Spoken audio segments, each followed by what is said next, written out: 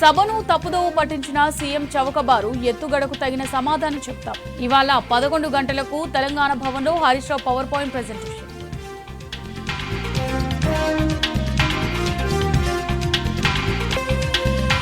అసెంబ్లీలోనూ CM Revanth రోత భాష, నిండు సభ సిగ్గుపడేలా బూతులు, జుగుప్సాకర వ్యాఖ్యలను స్పీకర్ వారించకపోవడం దురదృష్టకరమన్న హరీష్ రావు.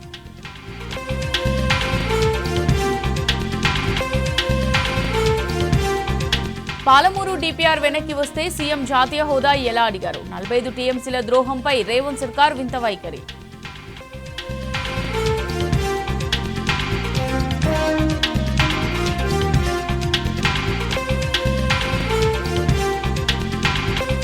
చంద్రబాబు రేవంత్ ఒప్పందానికి సాక్ష్యంగా అనేక డాక్యుమెంట్లు, కాంగ్రెస్ సర్కార్ నిర్లక్ష్యాన్ని ఎత్తిచూపిన కేంద్రం సంఘం లేఖ.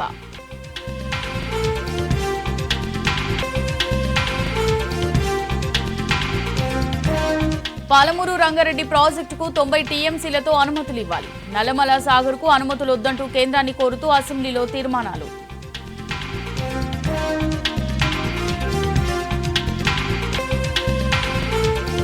నీళ్లపై మంత్రి ఉత్తమ్ ప్రెజెంటేషన్ ఉన్న సభకు రాని మంత్రులు, అధికార పక్షం నుంచి హాజరైంది కేవలం 15 మంది ఎమ్మెల్యేలే.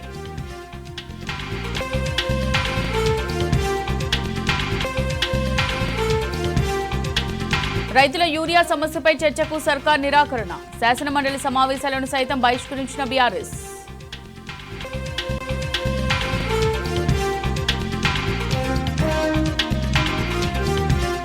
ఛత్తీస్గఢ్లోని సుక్మా, బీజాపూర్ జిల్లాలో 2 భారీ ఎన్కౌంటర్లు. డివిజన్ కమిటీ సభ్యుడు మంగ్తూతో పాటు 14 మంది మావోయిస్టులు హతం.